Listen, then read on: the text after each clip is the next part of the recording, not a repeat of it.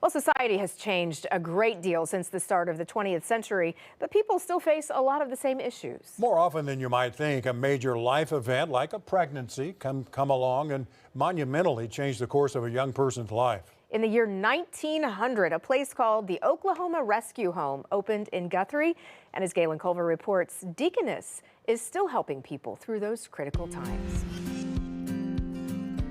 On birthdays and special events when they're turning 16. From worry to wonder, back and forth. Just not knowing. Terry's mom was single and pregnant and traveling when she came into the world 2 days after Christmas. The Deaconess Home and Hospital took her in and facilitated an adoption. It would have been in the 60s, and so things were very different. She was also in her 20s. Successful in every respect, Terry grew up a preacher's daughter. She didn't know quite what to do when she got pregnant at 19, going on 20. I knew that I probably wasn't going to have a lot of support from the father. But she did know where to turn for thoughtful guidance. Her son was another one of a very long line of children adopted through this organization. When I did come to Deaconess, they were able to counsel me as far as what to expect.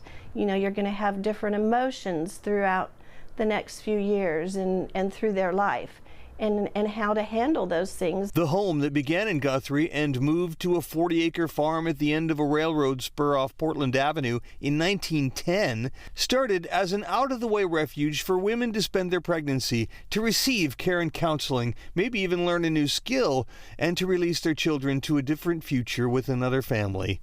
From Anna Witteman to her daughter and son-in-law, Ralph and Gladys Butterfield, to their granddaughter, Jan Thompson, who we interviewed in 2000, Deaconess was home, hospital, birthplace, and adoption facilitator for some 14,000 expecting mothers. I think Deaconess has existed since 1900 to provide care to people in vulnerable situations. Heather Hales is the current executive director at Deaconess Pregnancy and Adoption, but she insists the job is still about the same. I think meeting people in a time of vulnerability and a time of need is a privilege, and I think we don't take that lightly. 125 years since their doors opened, there are still women coming in facing difficult decisions and families who would like to adopt a child.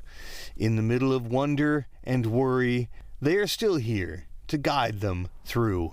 In Oklahoma City, Galen Culver, News 4. Is this a great state or what? And the Deaconess team is celebrating its 125th year with a gala at the National Cowboy and Western Heritage Museum, August 28th. Tickets are still available, and we have a link to the Deaconess website at KFOR.com.